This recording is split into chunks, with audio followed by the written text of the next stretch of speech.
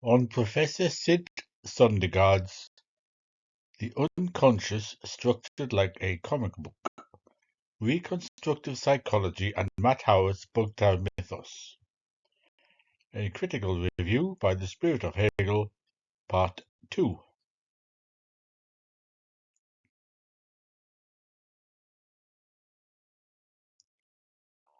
And that is where we left off last time with this diagram. I shall leave it there for you to take in. We will come back to it.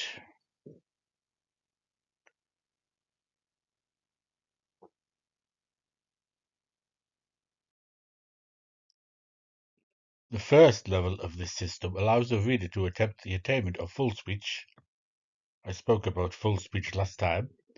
With Jerry Kale by reading the images of her dream meditation as a rebus, that is also something I spoke about last time, leading back to anxiety-provoking thoughts that have been repressed. Now this is from Jacques Lacan. Aggressiveness presents itself in an analysis as an aggressive intention and as an image of corporal dislocation, and it is in such forms that it proves to be effective. Analytic experience allows us to experience intentional pressure. We read it into the symbolic meaning of symptoms once the subject sheds the defenses by which he disconnects them from their relations with his everyday life and history. In the implicit finality of his behavior and his refusals, in his bungled actions, in the avowal of his favoured fantasies, and in the rebuses of his dream life, we can also measure it in the demanding tone that sometimes permeates his whole discourse, in his pauses, hesitations, inflections, slips of the tongue, in the inaccuracies of his narrative, irregularities in his application of the fundamental rule, late arrivals at sessions, calculated absences, and often in his recriminations, reproaches, phantasmatic fears, angry emotional reactions, and displays designed to intimidate. Actual acts of violence are as rare as might be expected given the predicament that led the patient to the doctor, and its transformation accepted by the patient into a convention of dialogue. The rebus, composed by Howard of words and images, includes as elements of its signifying chain frustration of a woman who challenges the male power hierarchy, anger at sexism, generally with this effect specifically attached to the concept of violence as solely male activity, fear of being subjected to violence, cued by the individual's own experiential context. The first repression is revealed when Jerry recalls her first Bugtown death, and she remains curiously conscious of the fact that such a memory should be repressed during a childhood game with Savage Henry and other juvenile versions of regular Bugtown characters. Little Jerry triumphantly announces, "I'm king of the hill," while little Henry recognized the problematic juxtaposition of girl and king. Actually, shouldn't that be queen of the hill? The frustration of being labelled limited as not male serves to fuel the anger which is barely repressed.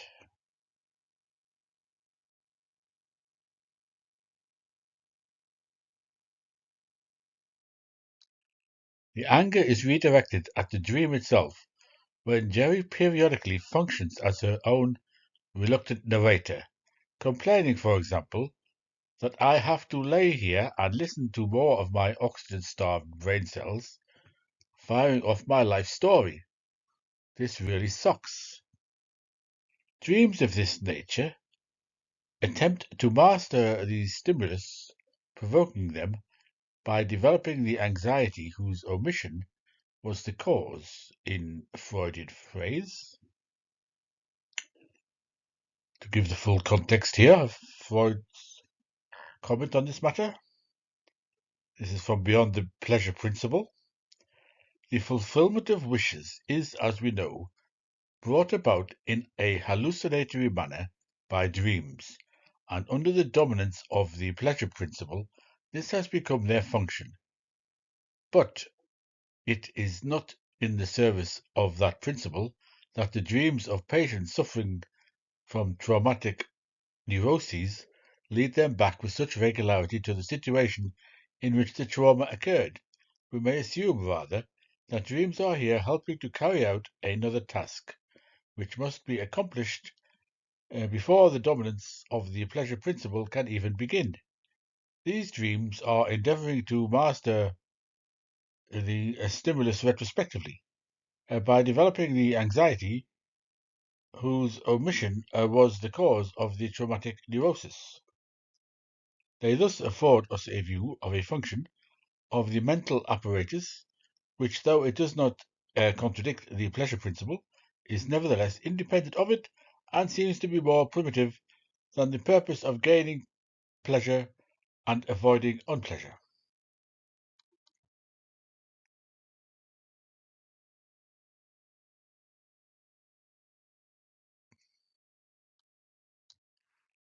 Jerry has witnessed firsthand the destructive power of concerted male violence in the death of her father, whose body was literally annihilated by a combination of strategies.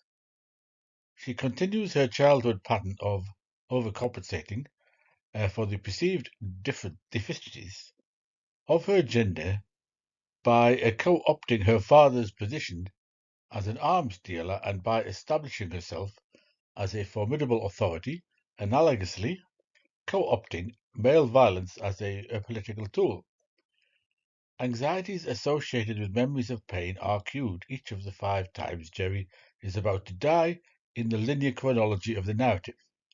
When the reader sees a truck once again hurling the water at the end of this death sequence, there is a moment of horrific expectation constructed from her previous observations that it's nice to be able to regrow when you die, though repeated regrowth weakens the stability of my cellular structure. My self gets fuzzier with each regeneration, like some billionth generation Xerox copy.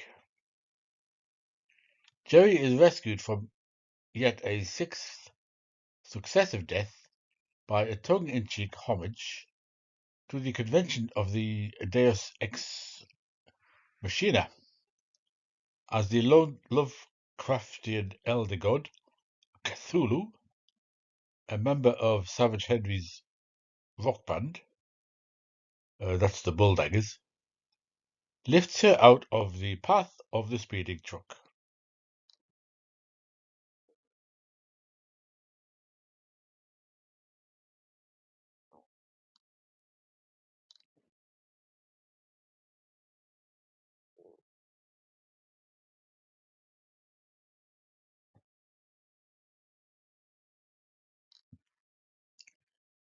The second level of this system, this is referring back to figure 1 that I opened with, focus upon the author's staging of a subject in Lacanian terms, that is, upon the textualization of a subject capable of signification or of meaning.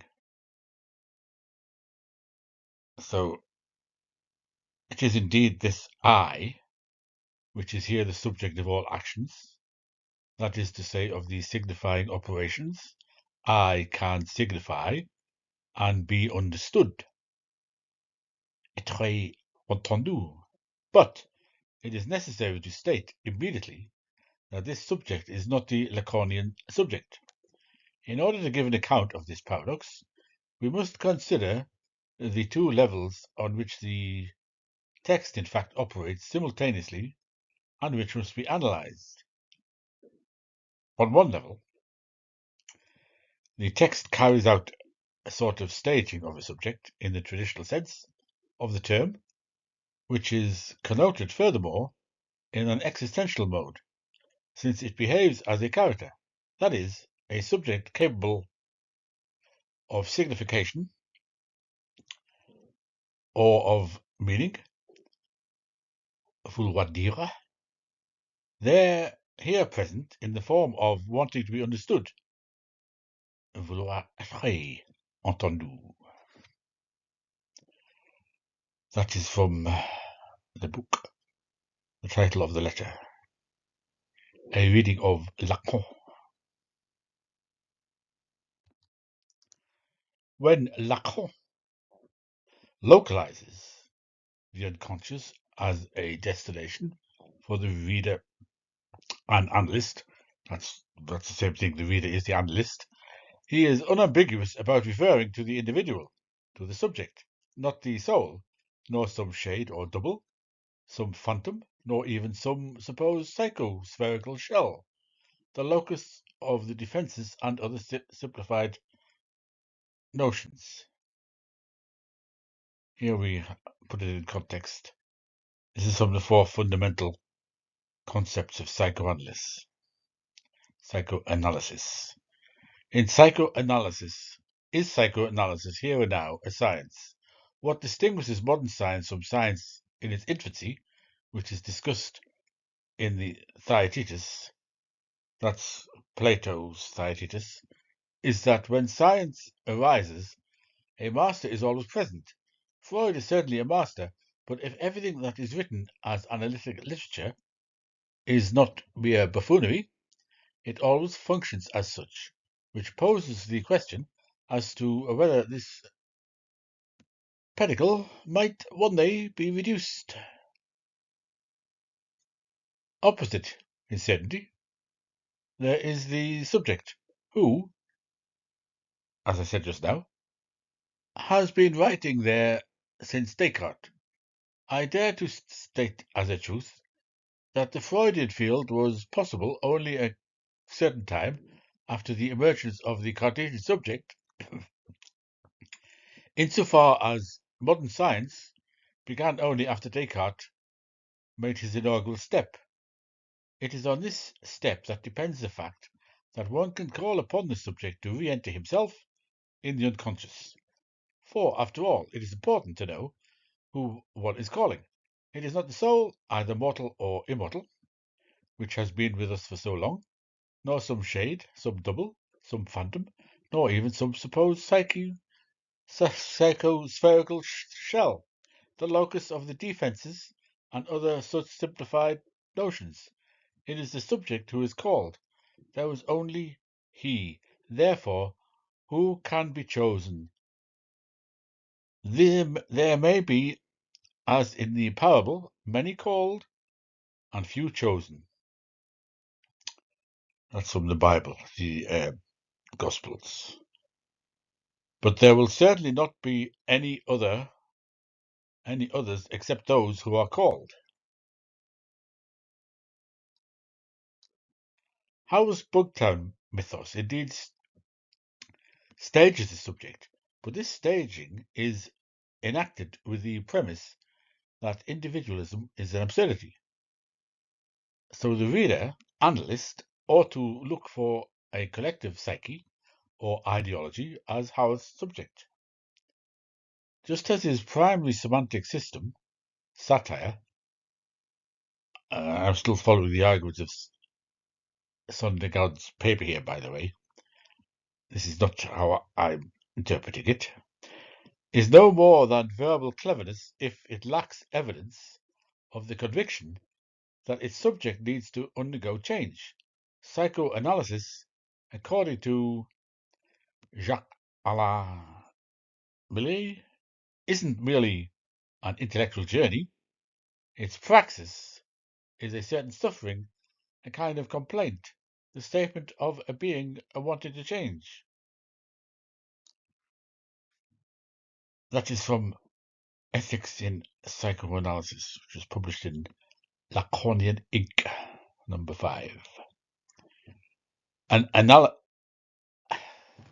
analysis isn't an intellectual journey. Its praxis is a certain suffering, a kind of complaint, the statement of a being wanting to change, and when these elements are absent, analysis becomes a hard task. Someone who feels fine, at the peak of his possibilities, desiring an analysis in order to become an analyst, for example, would not foster a praxis of the experience. When someone says everything is great for me, always wait until the second or third meeting. For it's basically the praxis of analysis is a suffering, not an intellectual journey. Certainly nothing could empower the analyst to take on the complaint unless he presumes to have the means to relieve its suffering. This puts the analyst in the position of the therapist, the person who thinks he might cure. Thus, for Lacan's disciples, as for Lacan himself, even surely for Freud, psychoanalysis cures. Psychoanalysis is a therapy, but not for that reason. May we deny, exclude ethics and the very notion of cure, in the sense of what results, not in the sense of the process, but in the sense of its outcome, of the outcome, it being the cure itself. If psychoanalysis is a cure, we have a problem with the notion of cure, which in psychoanalysis is problematic. And this is easy to understand. It's that the notion of cure is bound to the notion of symptom.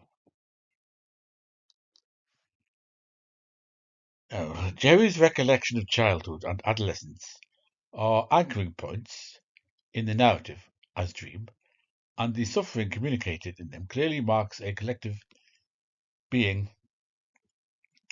wanting to change.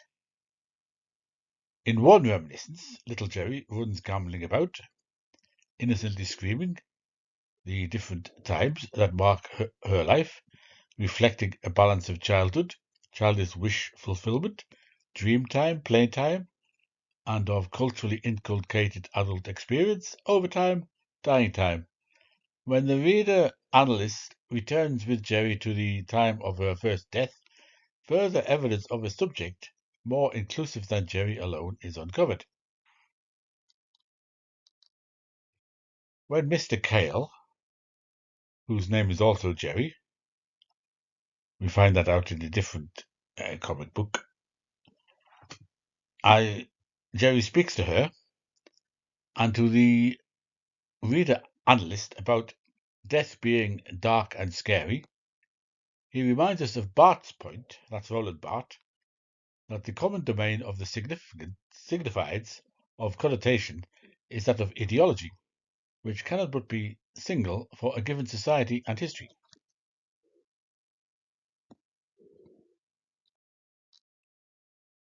Roland Barthes, images, music, text.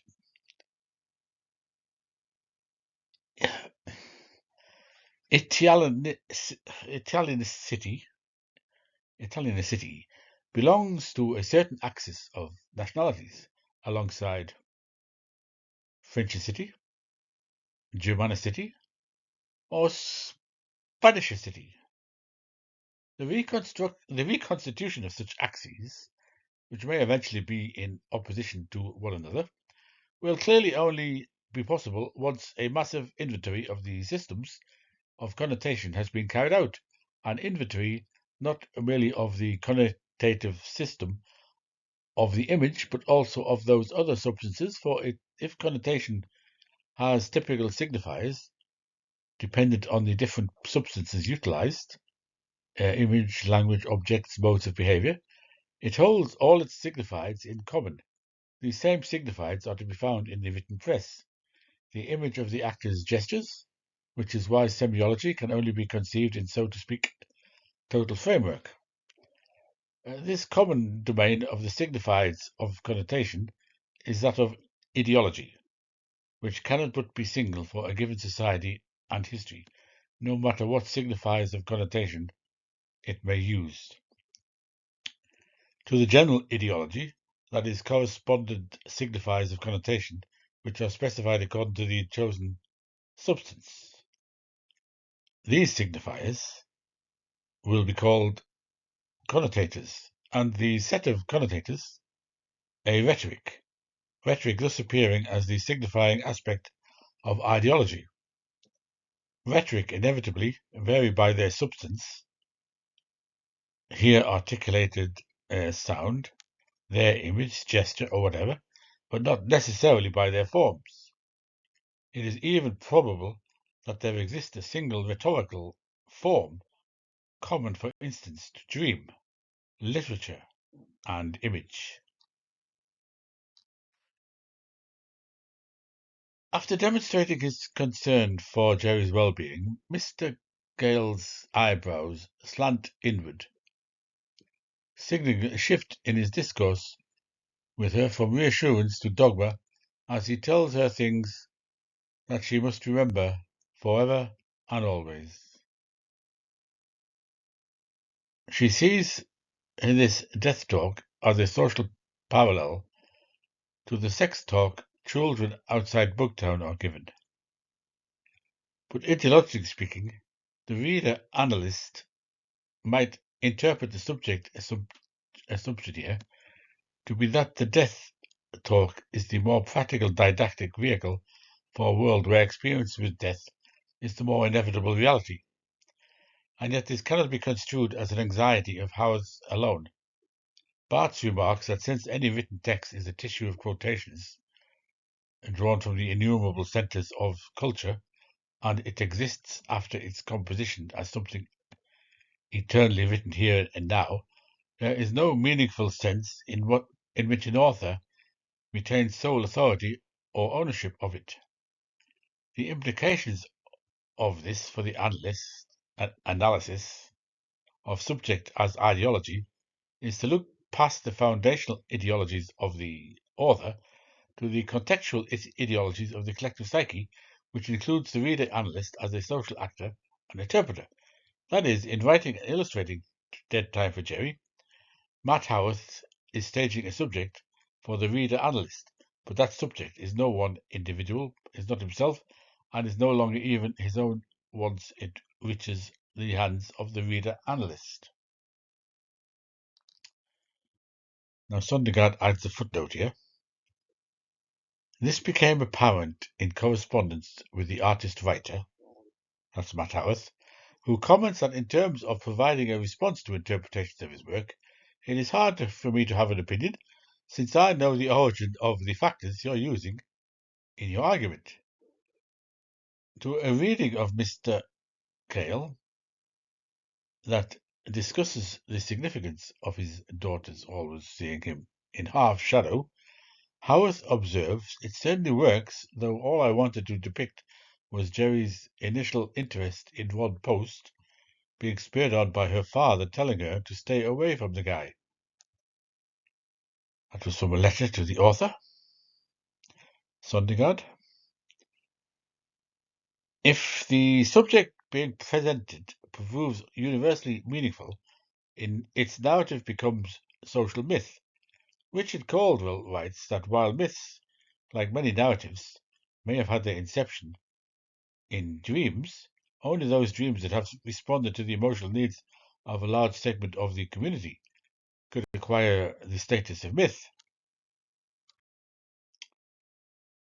This is from The Origin of the Gods by Caldwell. The unconscious fantasies represented in myth are also found in dreams, but only a small percentage of dream fantasies appear in myth. There are several reasons for this. Disproportion, the most obvious and necessary being the requirement that the myth be communicable, and that the wishes and fears embodied in it be shared by the majority of its audience.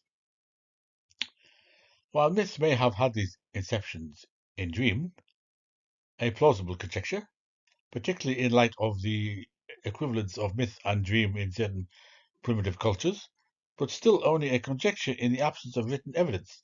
Nevertheless, only those dreams that responded to the emotional needs of a large segment of the community could acquire the status of myth. Dreams, on the other hand, tend to be so personal and idiosyncratic that they appear nonsensical to others,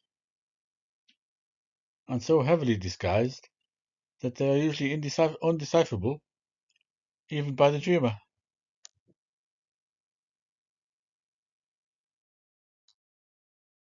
The third level of the semantic system, this is back to the figure 1 that I began with, is a hermeneutic metastructure, a reading analytical strategy Sondergard calls reconstructive psychology, because it posits the isomorphism of word and image in sequential art as a model for the consciousness signified by the rebus of the dream. That is, as artist-writer Norm Breyfogle asserts on the inside cover of the first issue of his comic series Metaphysique, in graphic stories, their expressive rivals, words and images can synergistically defy simple literary visual summation.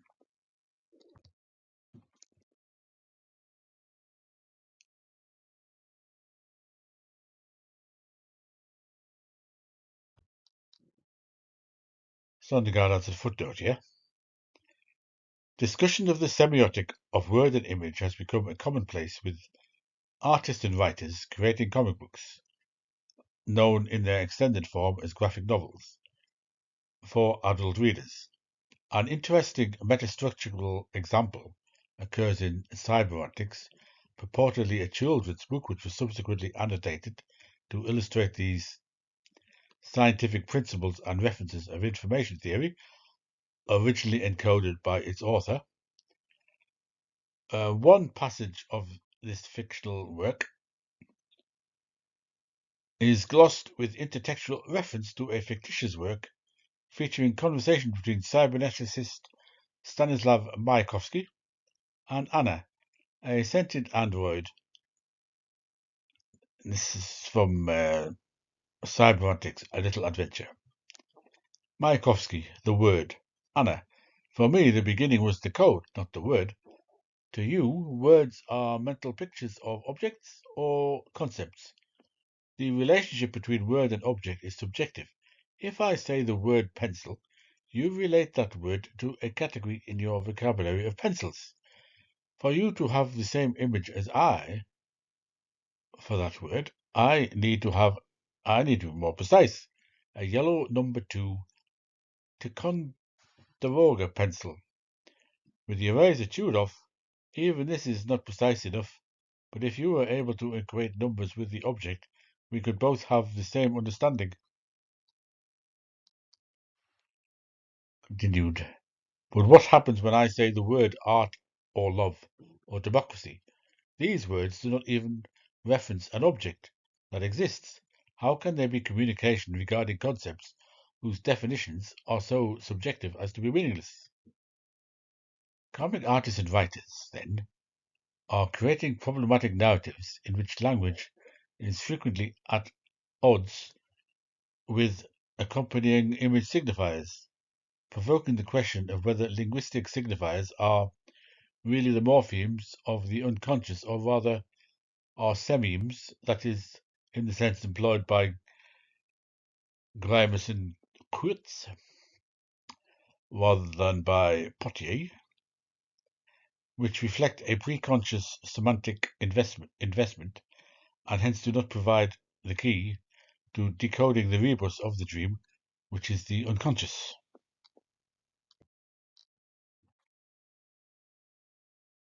I'll give an example here of semiotic talk from the Dictionary of Semiotics. Just mentioned a semieme. In Bernard Potier's terminology, the semieme is defined as the set of semes identifiable within the minimal sign or morpheme.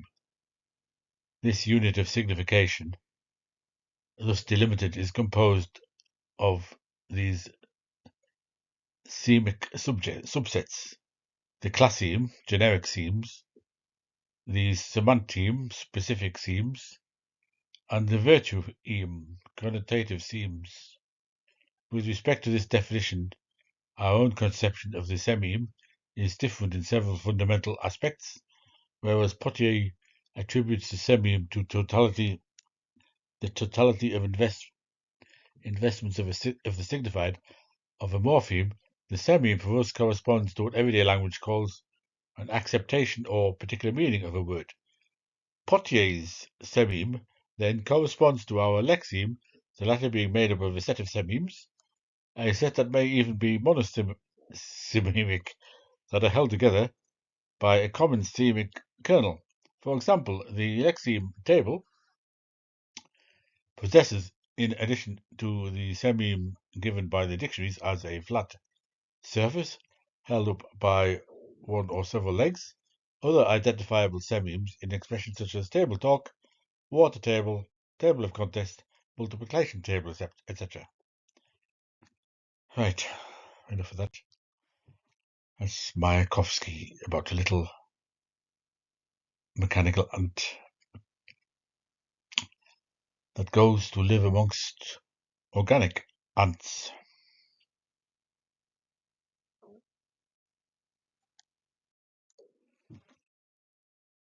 Claude Brabant presented a diachronic structure of narrative alternatives in his article Morphology of the French Folktale. A reconsideration of the archetypal narrative chronology posited by Vladimir Prop, Morphology of the Folktale, from which we have learned that this is what we can take from it anyway, that no matter what point of a narrative is selected for analysis, there is no action which cannot be divided into 3 stages, if we insist on so dividing it, leaving the reader analyst with the potentiality of an infinite regress, rather than a cognitive map that can lead back to the rebus of the narrative unconscious. This is explained in Robert Scholl's Structuralism in Literature. This is a quote from it. We are faced with an infinite regress here. There is no action which cannot be divided into 3 stages if we insist on so dividing it. Narration from Brabant's point of view seems to consist of precisely this structuralism, this structuration into triplets. Yet it seems clear that narrative potential is not merely a matter of triplification. In fact, the more we subdivide, the farther we seem to be moving from narration. There is then some necessary minimum of difference or distance between each of the 3 stages in any 3-part narrative sequence which makes them narrative, a point which Brabant ignores. A complementary difficulty exists as well. It is possible to enclose the whole of an immense fiction in the form of a single triad. Marcel wants to be a writer. Marcel learns how to articulate his experience. Marcel becomes a writer. But few people would find this an adequate representation of Proust's recherche. That's Marcel Proust's À la recherche du temps perdu, in search of lost time. The point of these extensions of triadic form to absurdity in both directions is to suggest that there is an arbitrariness in Brabant's very logic that prevents it from functioning usefully as a description of fiction. Lacan acknowledges the importance of reading text and image isomorphically when he discusses Freud's tendency to incorporate, regardless of how tentatively, his own interpretation as reader-analyst back into the dream text of his subjects. So this is again from the 4 fundamental concepts of psychoanalysis. Descartes apprehends his I think in the enunciation of the I doubt, not in its statement, which still bears all of this knowledge to be put in doubt. Shall I say that Freud makes one more step, which designates for us sufficiently the legitimacy of our association when he invites us to integrate in the text of the dream what I shall call the colophon of doubt. The colophon in an old text is that small pointing hand that used to be printed in the days when we still had a typography in the margin. The colophon of doubt is part of the text. This indicates that Freud places his certainty, his Gewissheit, maybe I should pronounce that differently, only in the constellation of the signifiers, as they result from the recounting. The commentary, the association, even if they are later retracted, everything provides a signifying material, which is what he depends on to re-establish his own Gewissheit. For I stress that experience begins only with his method. That is why I compare to the Cartesian method. At the same time, Lacan concedes the importance of Freud's observance of a network of signification formed by both random and contiguous associations, where signifiers communicate in simultaneity only by virtue of a very defined structure of constituent diachrony that must have a causal relationship with those signifiers. To quote Lacan again, we find in Freud's articulations a quite unambiguous indication that what is involved in this synchrony is not only a network formed by random and contiguous associations. These signifiers were able to constitute themselves in simultaneity only by virtue of a very defined structure of constituent diachrony. The diachrony is orientated by the structure. Freud shows clearly that for us, at the level of the last layer of the unconscious, where the diaphragm functions, where the pre-relations between the primary process and that part of it that will be used at the level of the pre-conscious are established, there can be no such thing as a miracle. Or must, he says, it must, he says, have a relation with causality.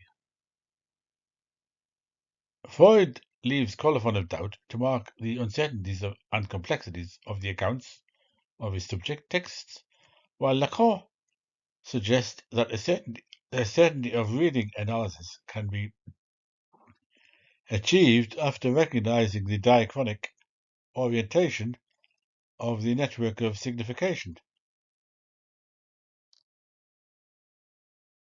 The colophon of doubt itself becomes a signifier in Dead Time for Jerry, as visual markers are encoded isomorphically with words in anticipation of the reader's analyst's need for additional context to clarify the ambiguities of linguistic markers alone. In Figure 4, then, Jerry is reflecting on her father's advice that she pursue her education at an institution outside Bugtown. The words in this panel present verification of his advice in a number of ways: certificate of graduation, contextualizing subject matter, ranging from the practical exchange rates to the aesthetic, foreign films, to the interpersonal, peer pressure, and authorities including Husserl, Fellini, Howard Hughes.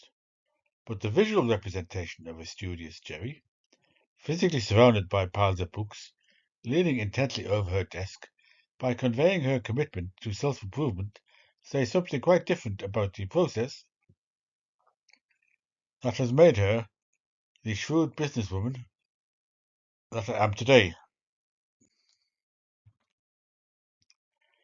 The reconstructive psychology, which gives the reader analyst a sense of the complex consciousness of the Dead Time for Jerry narrative subject, then is much more meaningful as an isomorphic system of signification than as the sum of signifier parts.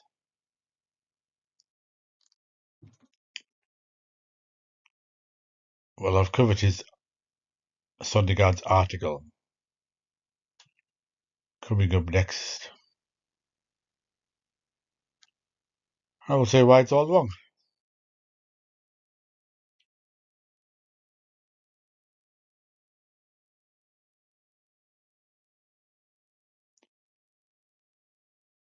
Yes, that's one post who's a bit of a psychopath. I can't really say I empathise with him because psychopaths don't have empathy, do they? Anyway, thank you for your time.